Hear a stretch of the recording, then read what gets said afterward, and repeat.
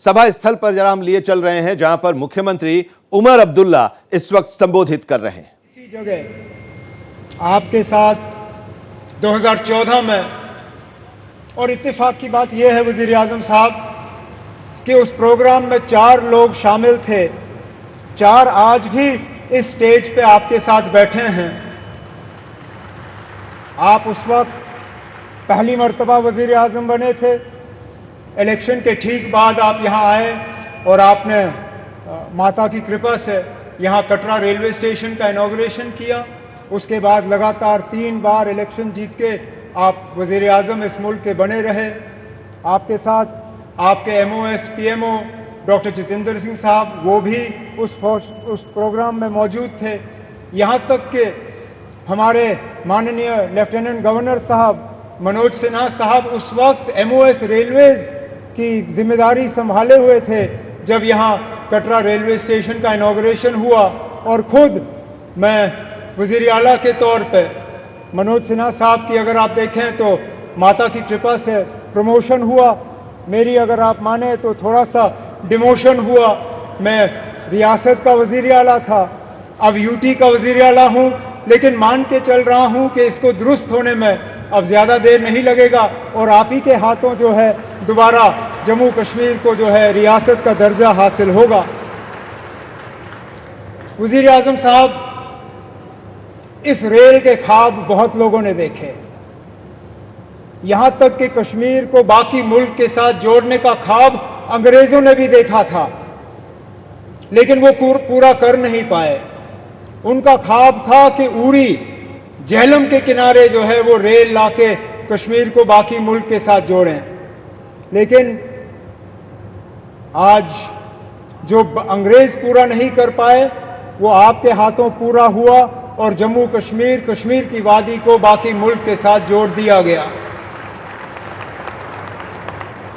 इस मौके पे मुझसे बहुत बड़ी भूल होगी अगर मैं पूर्व प्रधानमंत्री जनाब अटल बिहारी वाजपेयी साहब का इस मौके पे शुक्रिया ना करूं, क्योंकि ये प्रोजेक्ट ज़रूर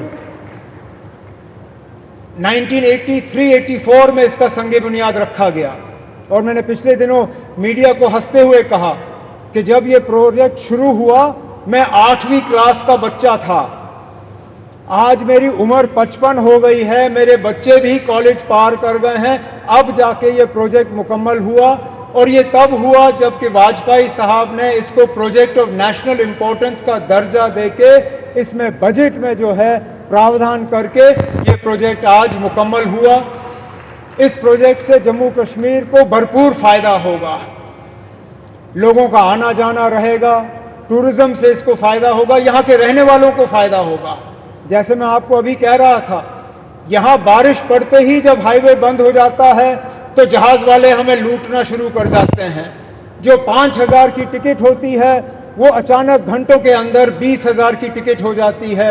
इस रेल के बनने से कम उन जहाज़ वालों की जो लूट रहती है टिकटों की वो कम हो जाएगी और हमारा आना जाना आसान रहेगा। इसी तरह हमारा मेवा, हमारा फ्रूट, कश्मीर के सेब, कश्मीर के चेरी, कश्मीर के और सारी चीज़ें जो हैं, मैं उम्मीद करता हूं कि अब रेल के ज़रिए मुल्क के बाकी मार्केटों में इनको पहुंचाने का काम होगा और दुनिया भर की मार्केटों में जो है वो हम पहुंचा पाएंगे। वज़ीर आज़म साहब, आज आपके शुभ हाथों से ये एक और इंफ्रास्ट्रक्चर प्रोजेक्ट जम्मू कश्मीर का जो है मुकम्मल हुआ है।